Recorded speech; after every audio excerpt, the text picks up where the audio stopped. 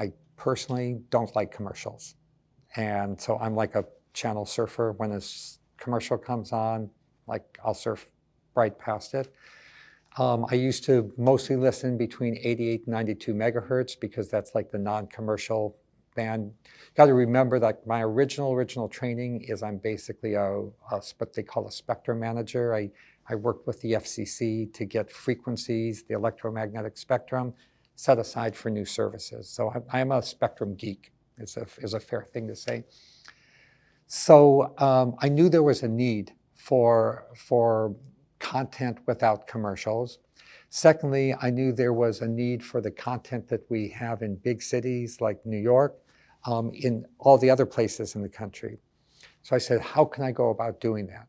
There was no more room on the AM and FM radio band, but I knew as a spectrum geek that there was millions of more spectrum than between AM and FM that could be transmitted by satellites because those frequencies were not used for other things and they passed through the atmosphere.